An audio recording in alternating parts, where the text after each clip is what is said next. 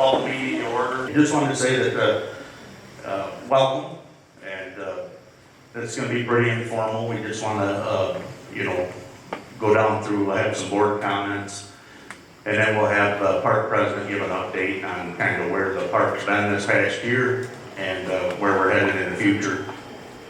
I believe you'll have some staff members maybe highlight their departments and what's going on there. And we'll have a member comment. Obviously, we're member input. You can give us some feedback on how things are going. So with that said, I would like to just start out by saying, obviously it's been a very challenging year. None of us knew when we started out this season what we were going to be faced with. But I just got to tip my hat to our staff and all our employees and volunteers. They really dug in, and they were tasked with a lot of things that they had no idea about that they were going to be asked to do, or the expectation. And it wasn't easy. It was very frustrating for them, I'm sure. At the board level, we were making decisions and pushing them down through the administration and to the staff, and they were the boots on the ground making stuff happen. And tried to have some input, but a lot of our direction was based on state and county mandates. So it really was no fault of their own. I know a lot of the membership seemed frustrated at times that things weren't normal, if you will. I don't know what normal is anymore, but what we started out as thinking was normal, there was a lot of frustration. We're creatures of habit. We're used to doing things the way they've always been done. If I haven't learned anything else, it's definitely that I've heard a million times. This is the way we've always done it. Well, guess what? It's new times, It's no fault of our own. So again, I just want to really thank this board for stepping up. There was countless behind the scenes emails, phone calls, trying to work together to come up with what we felt was the best policy given the information we had, understanding that it was changing daily, sometimes hourly, and definitely weekly. So I will say, the administration and us, we fought hard to get the park open. It wasn't really open, and that was some of the frustration because people thought, well, when we come back, we should be able to do everything we've always done, previous years. And unfortunately, we couldn't do that, but we were able to not argue, but through persuasion and some pressure to be able to let us get back into the park, the members, and enjoy our time here. So this board worked extremely hard, and it come together on a lot of that. But the staff really went above and beyond, and I can't say enough. Thank you. Thank you from me. Thank you from the entire board. And I know you don't always hear it from the membership, so I'll say it on their behalf too. Thank you from the membership for all the hard work.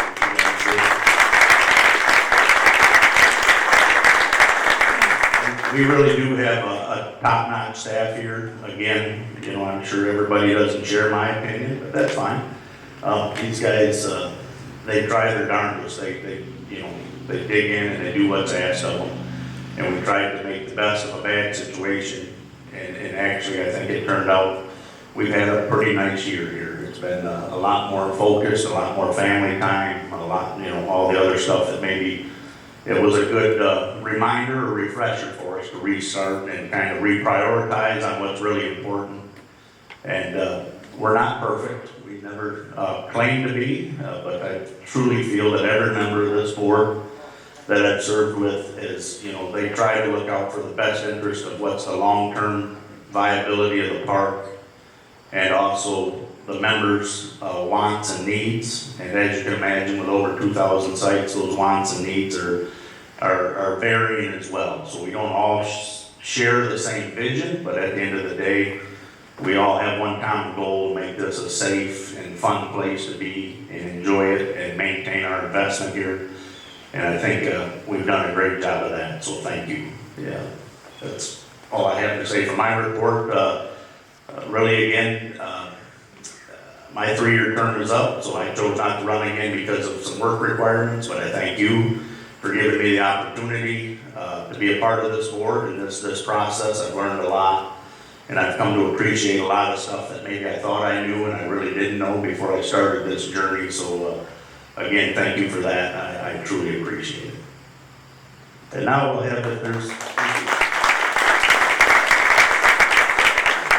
Now I'd like to just give any board members an opportunity if they would like to add anything before we go down to Jeff and start with the park update. So if there's any board members, please.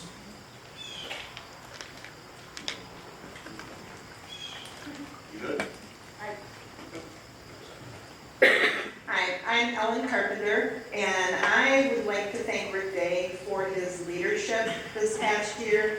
It has been a tough year, and he's spent a lot of his personal time working with Jeff and trying to keep this park open and helping us to have access. So I think we need to give him a round of applause for his hard work in the last year.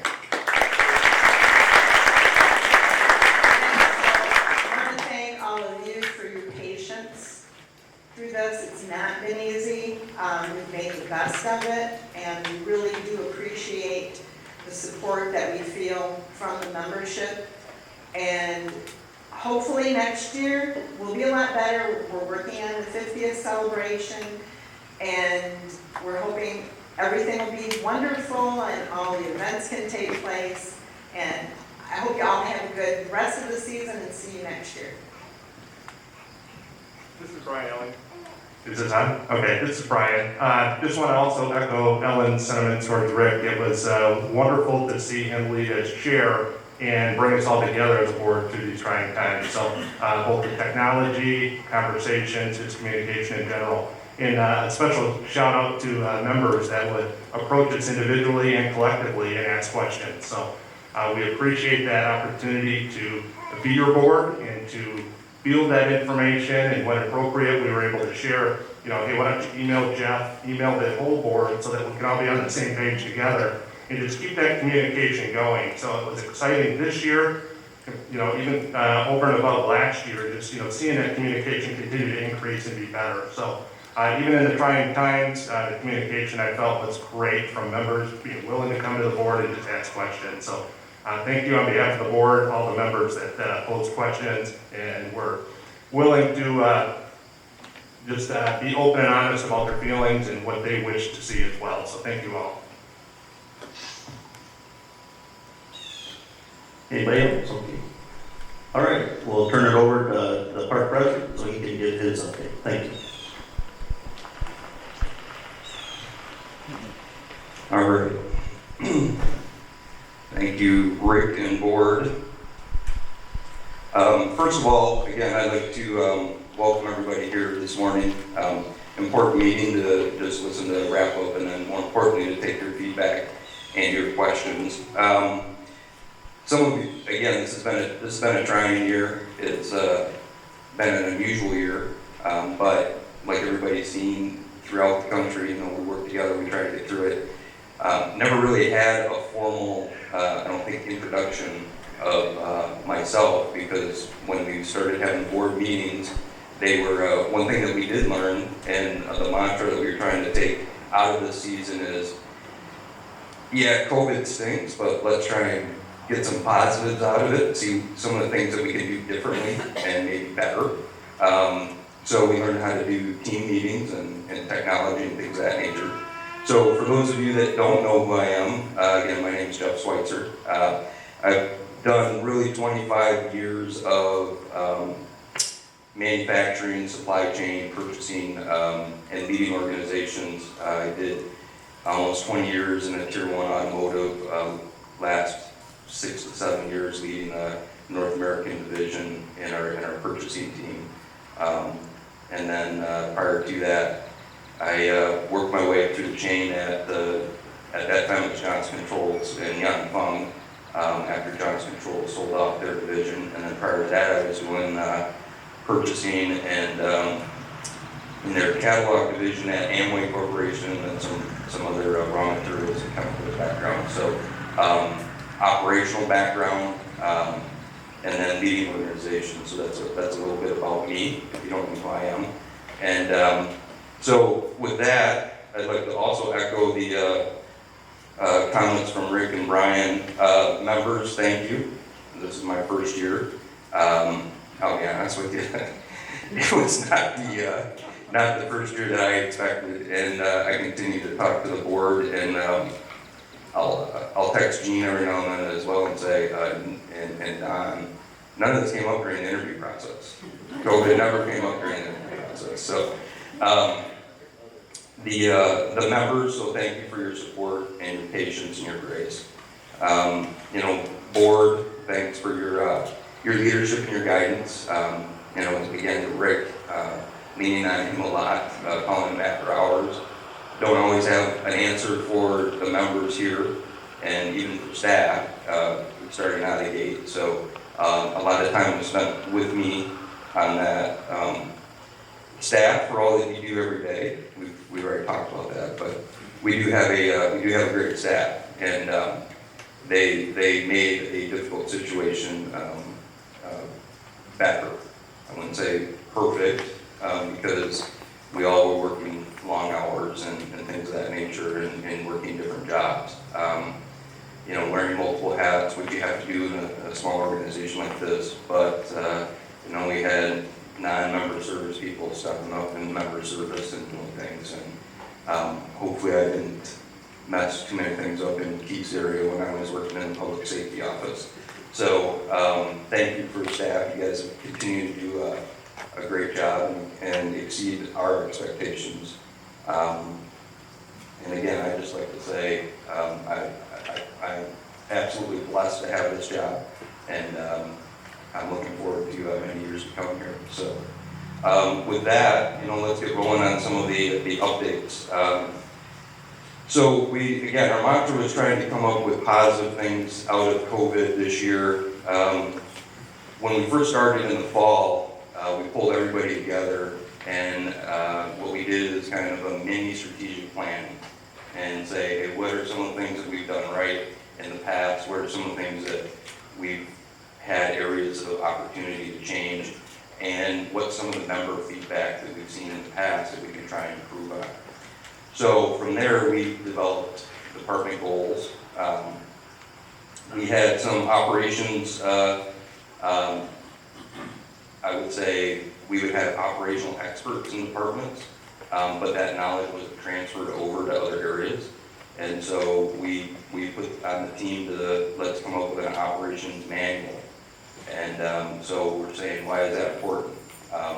What we did in the fall was have each department come up with like their top 10 procedures, put them down on paper in case somebody gets sick, in case somebody resigns, in case somebody leaves the organization. And guess what happened in March? So we had that where we had to furlough people.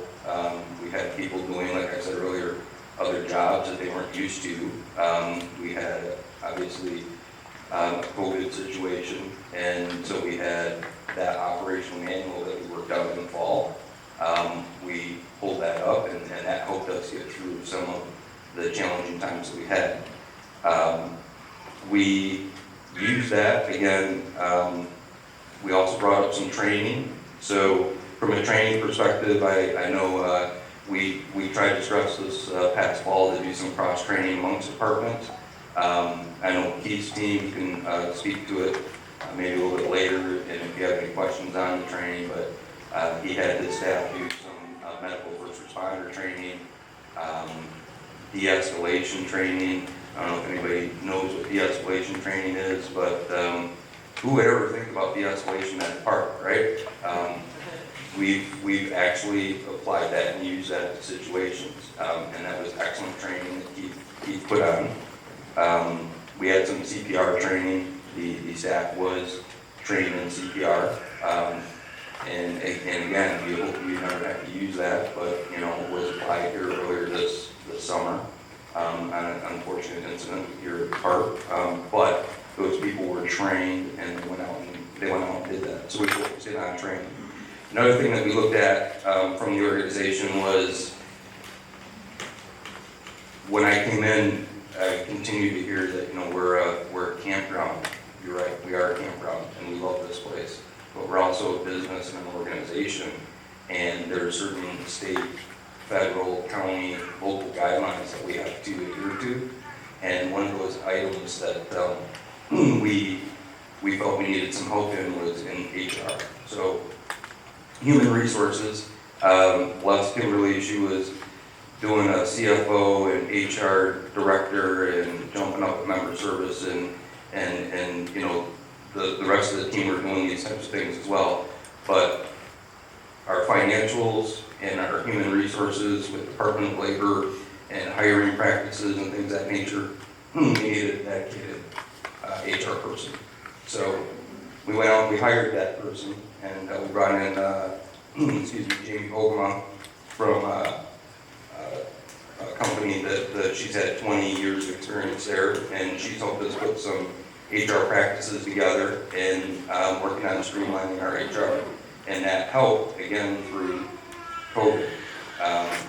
Some of the filings that we had to do, understanding our head count, and then when can we bring back people from furlough and things of that nature. So some of the stuff that we did in the fall, paid dividends when we came into March coming out of COVID.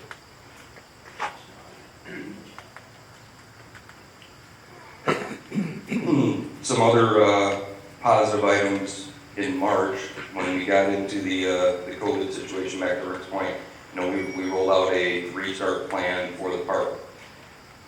Countless phone calls and meetings with Allegheny County Health Department, our state representatives, partnership with Salem Township. How can we do this? We were getting calls from members, when can we come back in? What does this mean? Are we going to have a season? Let us work on that.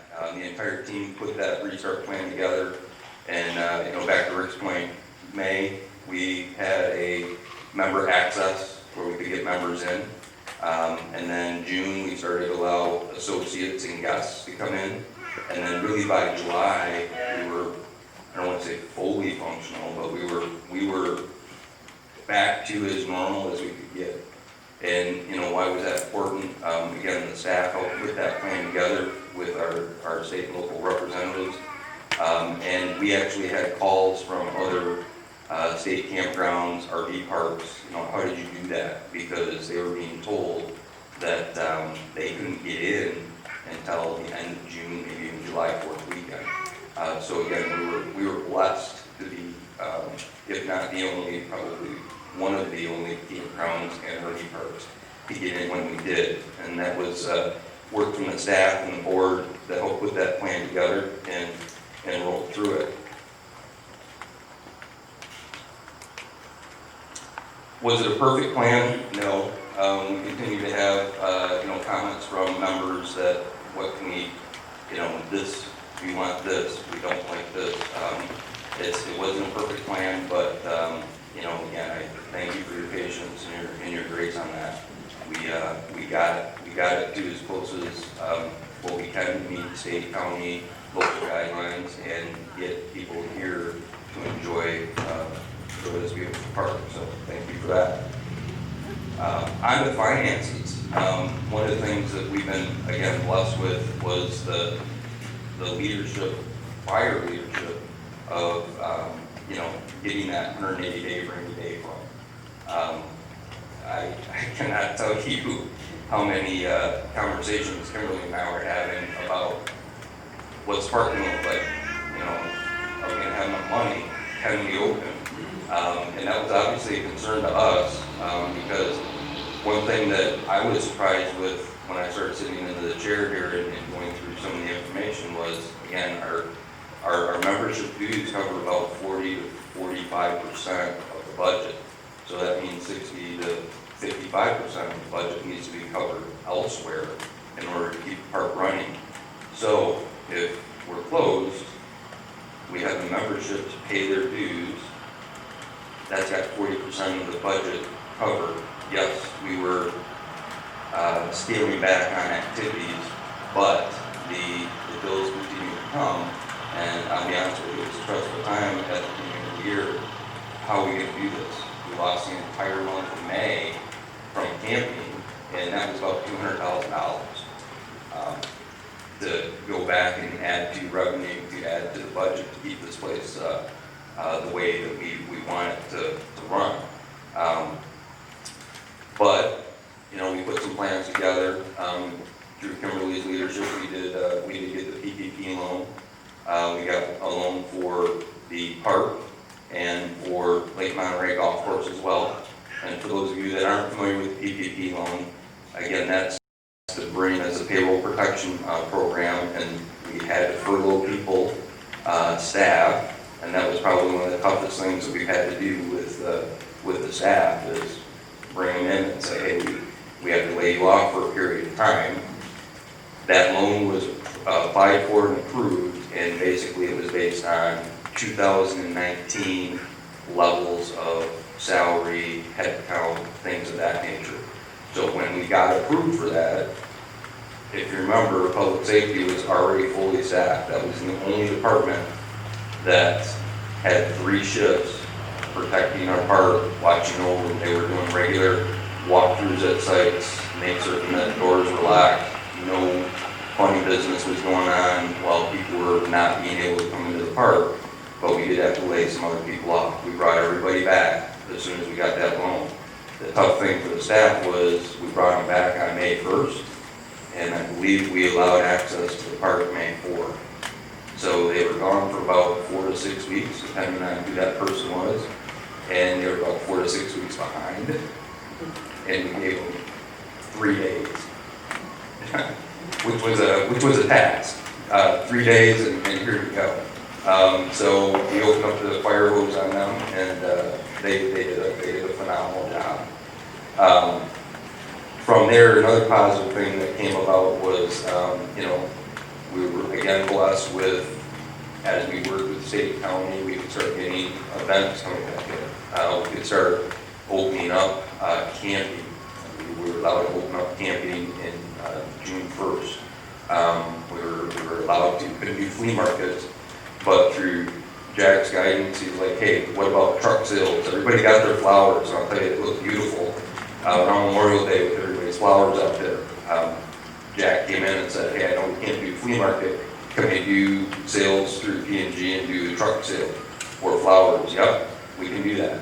You know, call everything, what the membership needs to understand is everything that we adjusted throughout this year, it was done hand in hand with the state and basically Allegheny County. So anybody that sent a question to me or the staff, one of the first calls I made was to the county, can we do this? Are we in violation of any executive orders?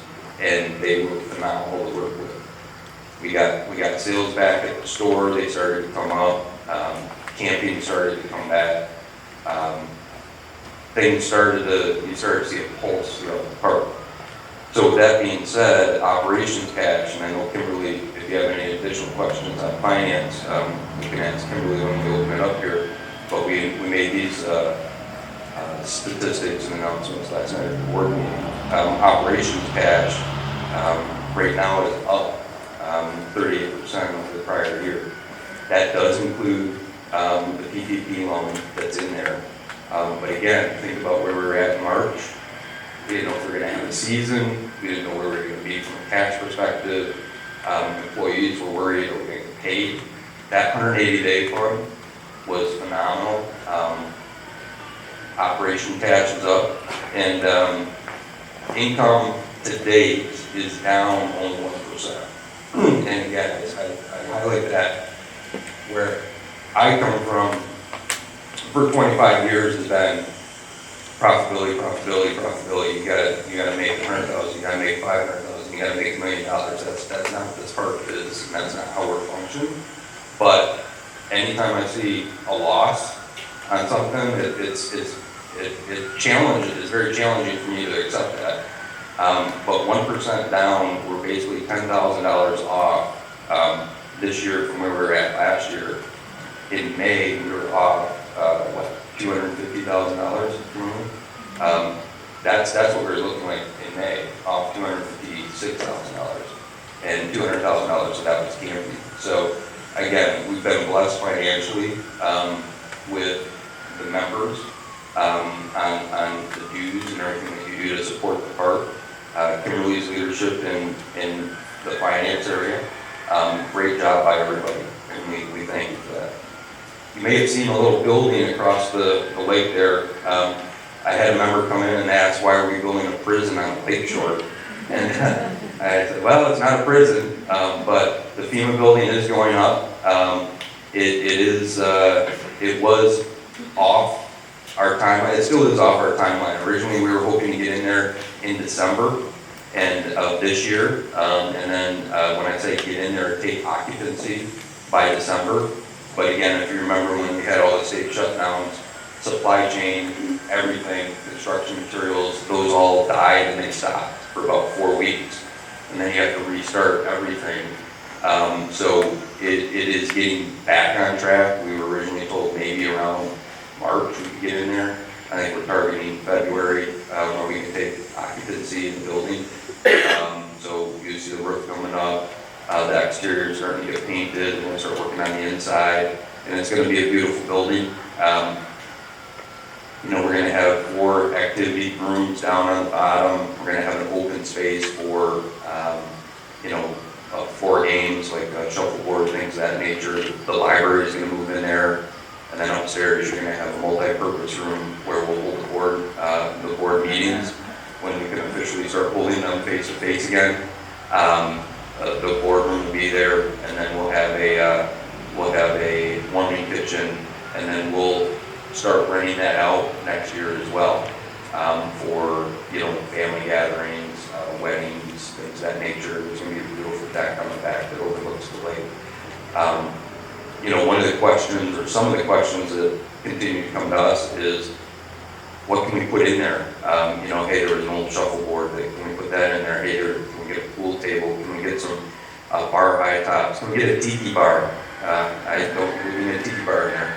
But some of the things that we have to remember is it's a storm shelter first, and we have to make certain that we can maintain that occupancy to the FEMA levels if a storm rolls through here. And so some of the stuff that we're getting asked to put in there, we just can't put in there right now. But it will be a beautiful building, and it will be ready for us to use for our 50th.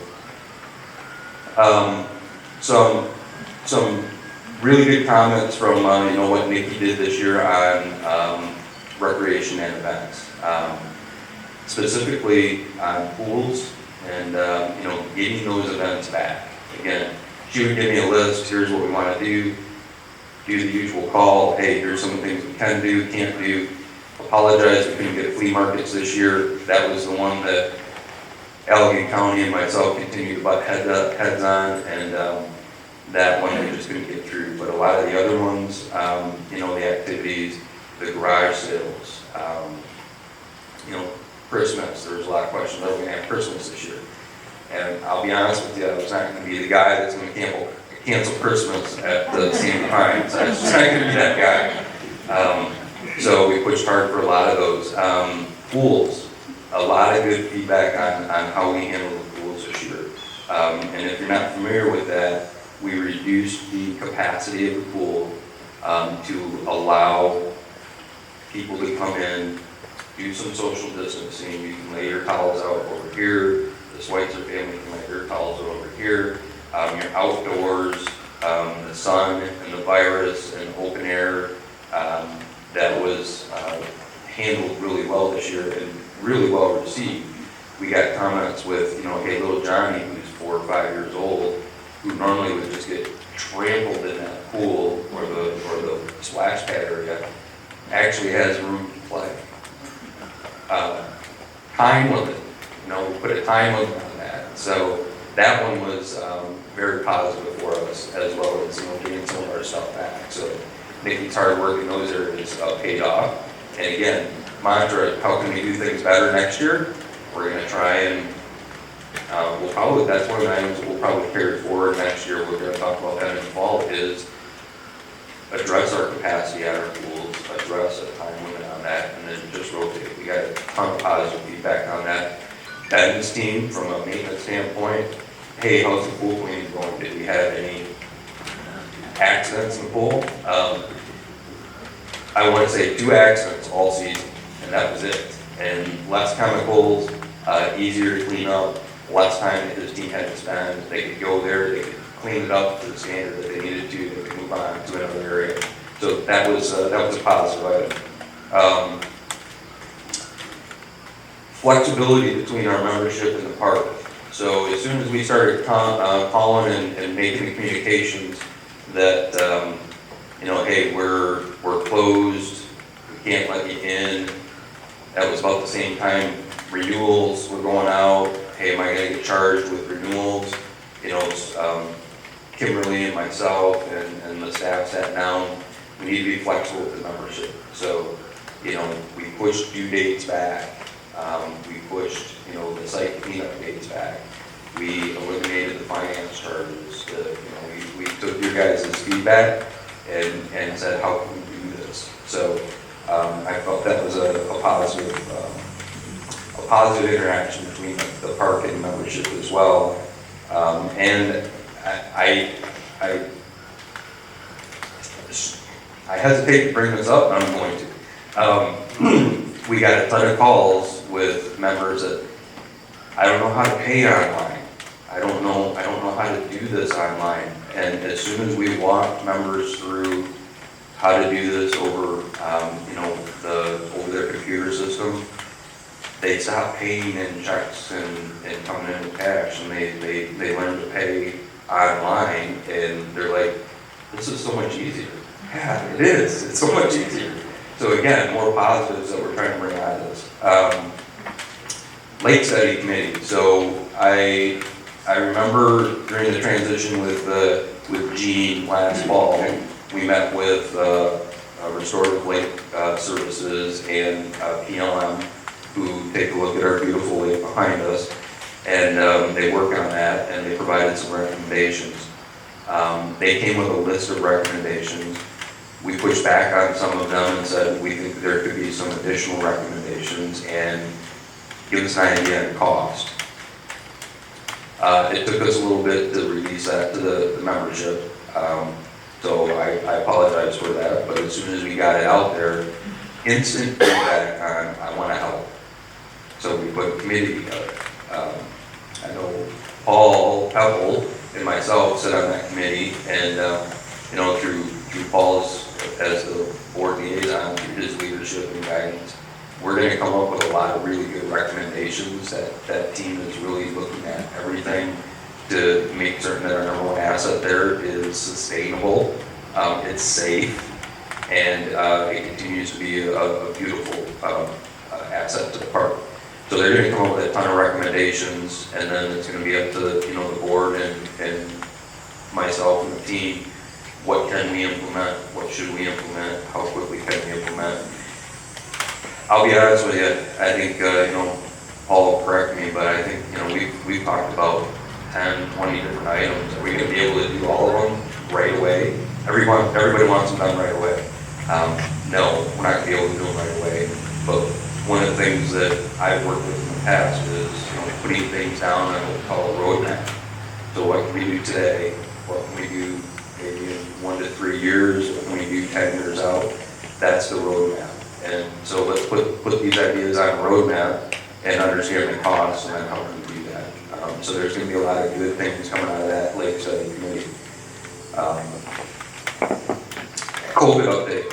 So got a lot of calls when we made the announcement on the employee who tested positive for COVID. That was, again, a first for all of us. Now what do we do? So, again, we immediately put out a communication. We shut everything down. We had a conversation with the individual who you've been around. We made that contact, and we sent everybody home. We worked hand in hand with, again, Allegheny County. Some of the feedback that I received was, hey, you freaked us out. You sent a rave alert, and then nothing for about 24 hours. If I had to do it all over again, I would do the same thing. We needed to make the communication immediately to let people know that we shut everything down. And here's why. And then, if you remember, it was on a weekend, and we had to get hold of Allegheny County, and then we had to start doing the contact tracing. And our staff would come first on that one, so I apologize for saying that, but we had to make certain that the staff was taken care of and they were communicated appropriately. Then we made the communication to the membership. And then I can safely say and honestly say that, you know, the employee obviously is back to work, and all the employees that were isolated for the 14 days, they met all the requirements that we communicated. They came back. We only had one incident. There was the initial incident, and I continue to get the questions on, you know, the masks and the social distancing and how we're enforcing those. We're trying to enforce them the best we can. There comes a point in time, again, you'll see it in the communications, that we gotta hold ourselves accountable, we gotta hold each other accountable. Hey, I was standing at the dairy dip, I hope Jim's not here. I was standing at the dairy dip and there was two families, there was a family in front of me, a family behind me. And we kind of looked around, we had our masks on, and we made the comment, you guys supposed to have your masks on? They put them out right, they took theirs out, put them on right away. The other family they had their kid go to their cart and get their masks, put them on. You know, we can try to enforce with Keith's team. Keith will talk about some of the statistics through his department, but we need to hold ourselves accountable on that as well. And I can tell you, my perspective on decision making is facts and data and process. From a facts and data standpoint, again, I personally talk to the Allegheny County Health Department on a regular basis, and specifically during this period with the employee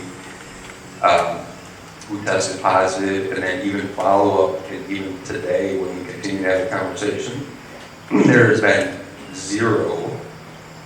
I hate to bring this up, there's been zero COVID cases alerted to the Allegheny County Health Department for Sandy Pines.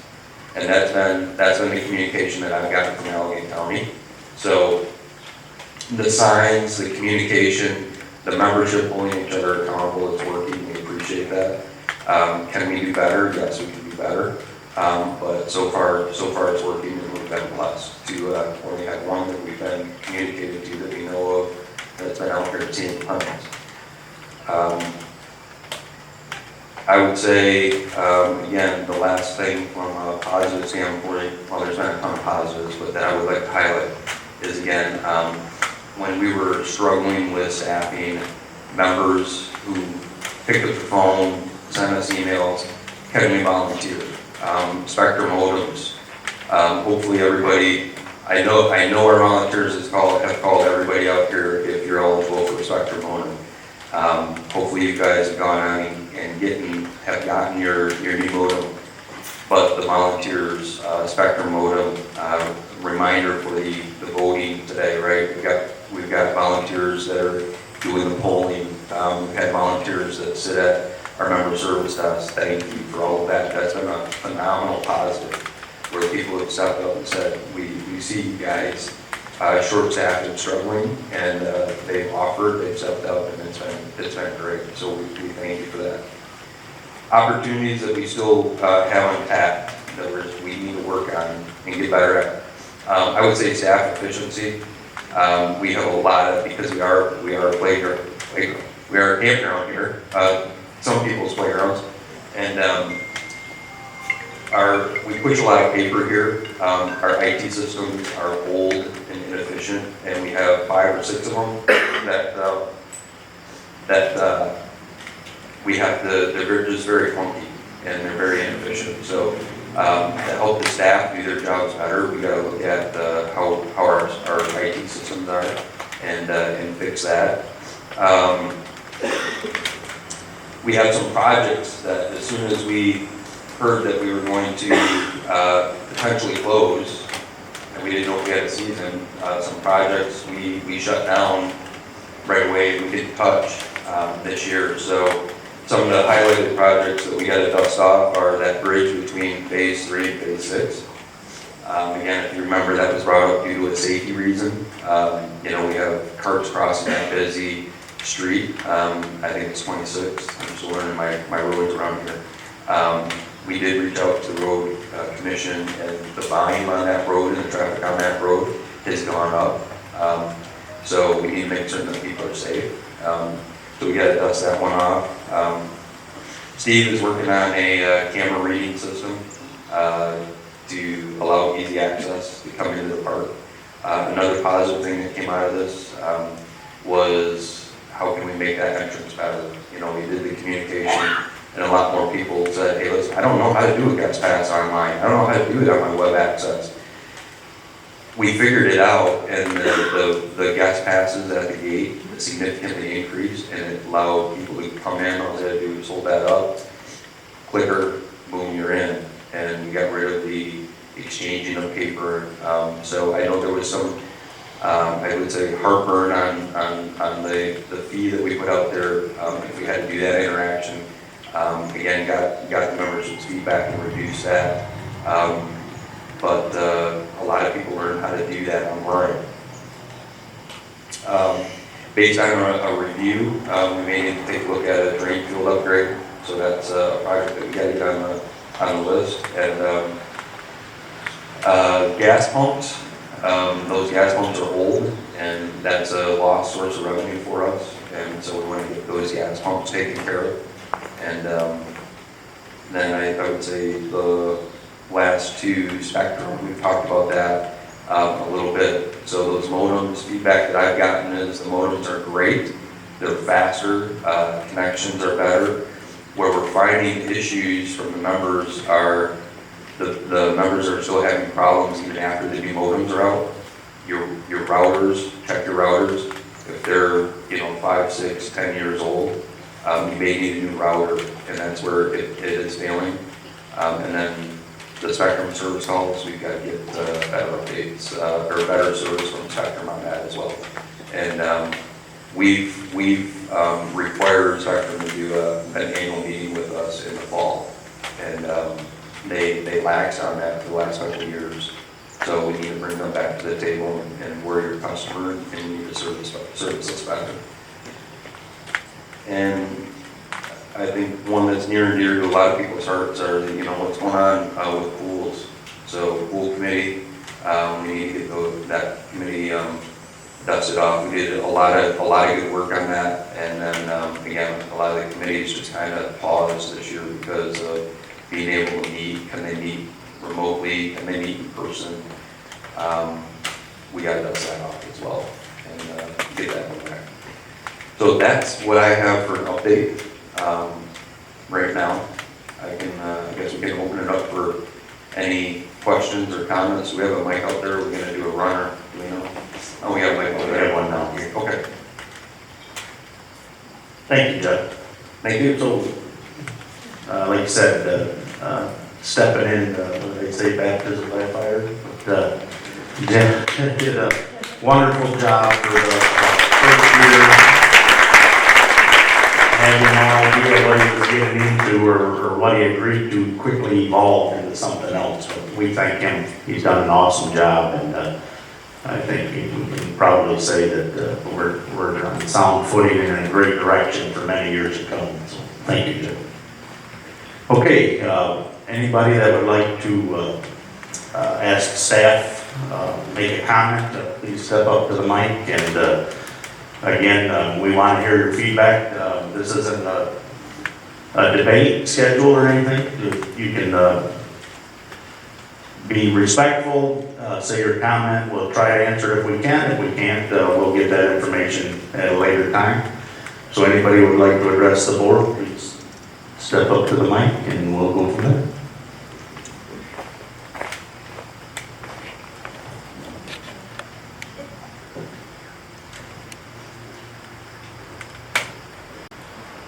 Last year we bought that property over by the gate. I've seen people there. Have we leased that property or rented that property out for people to live in? Yes. Can you tell us how much you're leasing or renting it for?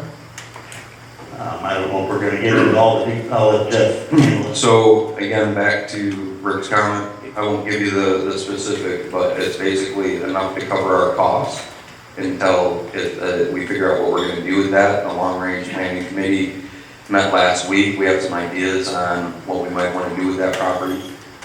It's a year-to-year lease with that family, and right now it's covering our costs. Where will this be kept under the financial statement?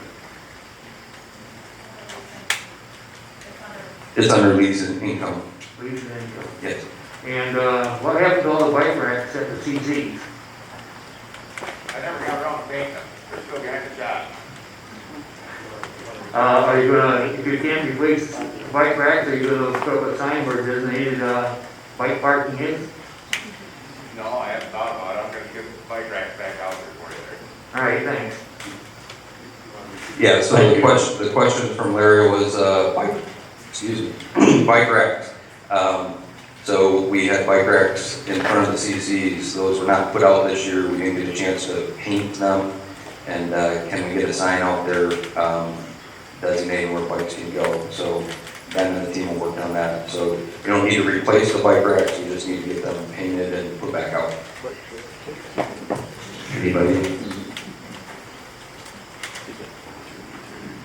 Okay, thank you. Well, we got one. Mr. Pollard, a long way to walk, need to repeat it. I kind of zoned off for a minute here. Did we ever replace the roof with a pavilion? That was on the budget that we increased a couple years ago. Are you talking the phase one pavilion? Yes. We did not this year. We again held off.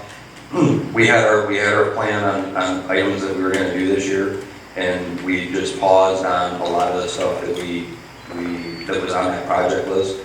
The other thing that's being discussed on the phase one pavilion is what's the return on that money? So there's X amount of dollars on the roof that we would have to spend on it. If we do that, how much life is left below the roof? And is that the best return for Sandy Pines on that phase one pavilion? So that's what the team will be looking at through the fall. My concern with that is that that was a big issue, or a big part of that increase that we voted on a year ago, or 2 years ago. That was one of the major items, that and the road. He doesn't have a mic, but his comment was, his concern was that was in his words, a major part of the increase that was voted on for the update and for the capital project fund, correct? I don't misspeak.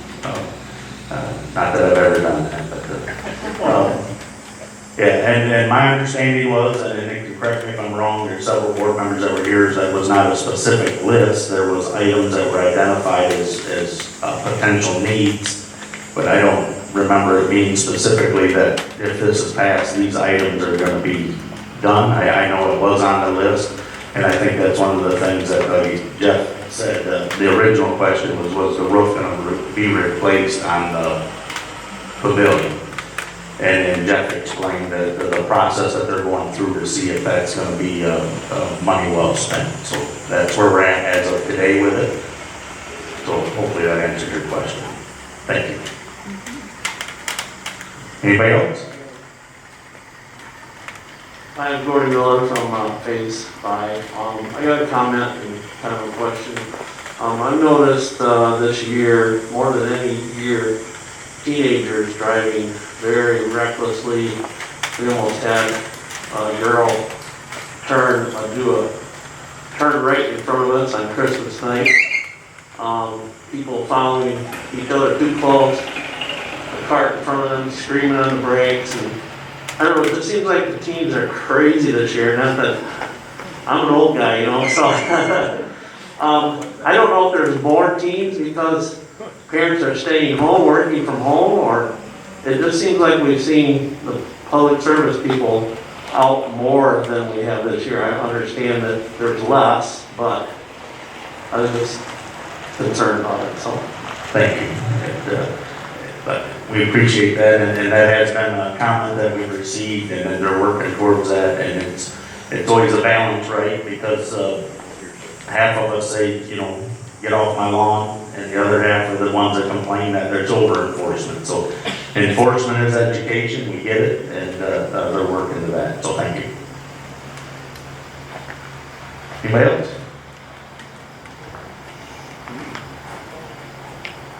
Good morning, Joel Van Calker, phase 4. This is for public safety officers.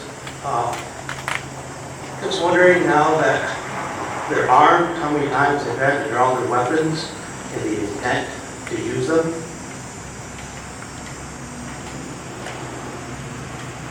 Yeah, I don't, maybe, Keith, can you answer that? I mean, I haven't seen any data specifically. If I understand your question, sir, have we had any officers that have had to draw a weapon in their course of duties? The answer to that would be no. We have responded to multiple calls where there's been weapons involved, thankfully it's not been presented in that scenario yet. Thank you, Keith. Next.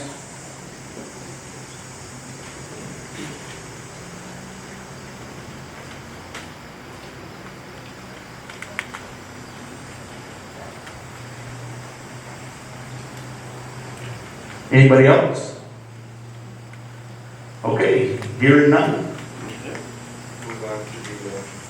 We can move on to Gary for an update at Lake Michigan.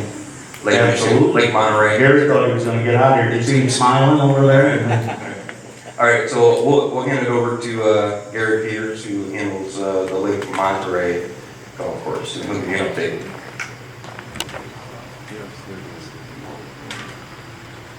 It's been a trying year. We're closed for about a month. The course is doing very well this year. Part of it's due to COVID, because it's one of the few sports you can do social distancing. A lot of people are working 40 work weeks, so Fridays are turned into Saturdays for the last probably 4 or 5 weeks. So we're getting pretty much 3-day weekends. So revenue's up.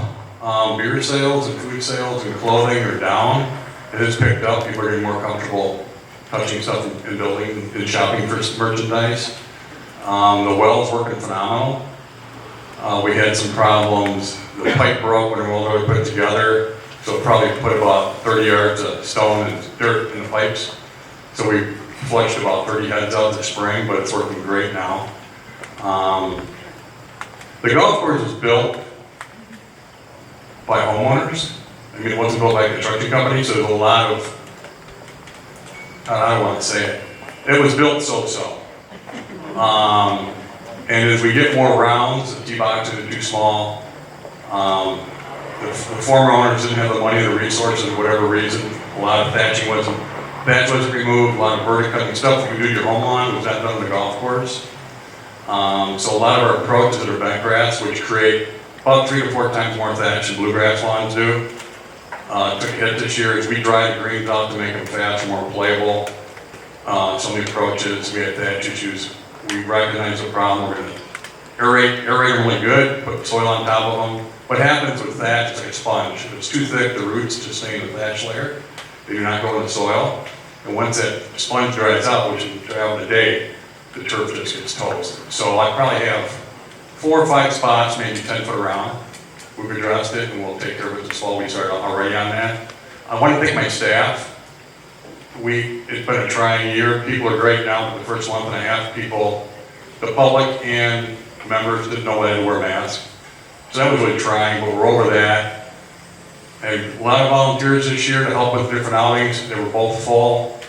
That went really well. The Kids League, thanks to Larry and Debbie, went phenomenal. Every year it's a little bigger.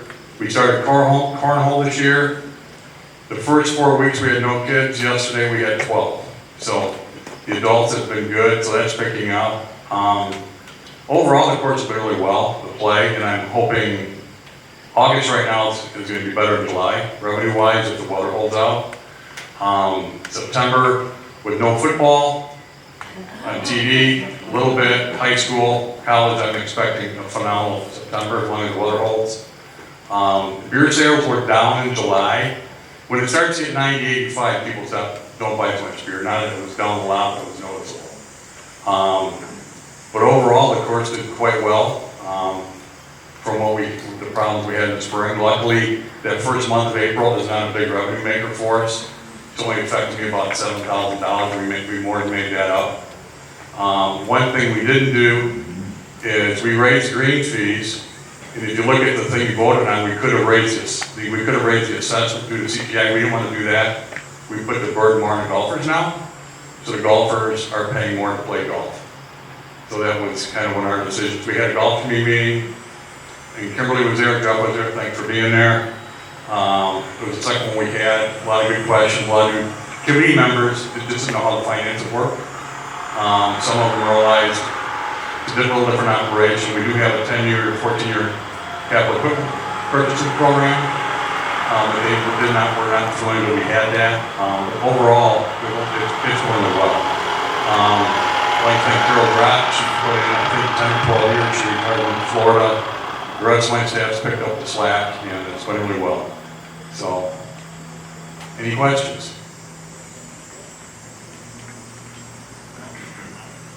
Thank you. Okay, thanks, Gary. I do have two questions that came to the table. One was requiring skirting on trailers, sun porches, decks for units that don't leave park. So right now the comment on that is we prefer to have skirting to make it look nice and dress it up. Right now it's not a requirement. If you've got any questions on that, our new park inspector, Jeff Hopkins, you can reach out to him. He will be the expert on that. And then the last question that came up was beaches and property access. So the comment that is here is, how do we maintain? Trying to find the right word for this. How do we maintain our beach and our property? So how I'm interpreting that question is, said member has beachfront property and they want people off of their property. Again, the beach that's the Sandy Pines Beach, and other members can walk along that beach. My comment is going to be similar to, and I'm not trying to be flippant or anything, but my comment is going to be similar to my kids, is let's work together, be adults. If somebody is walking on the beach in front of your area, again, they have access to that. However, if said people are walking on that and, being belligerent at times and kind of throwing it in other members' faces that, yep, this is in front of your beach or your trailer, and being not adults, just do the right thing, right? The beaches are for everybody. You can walk on them, you can have access to them.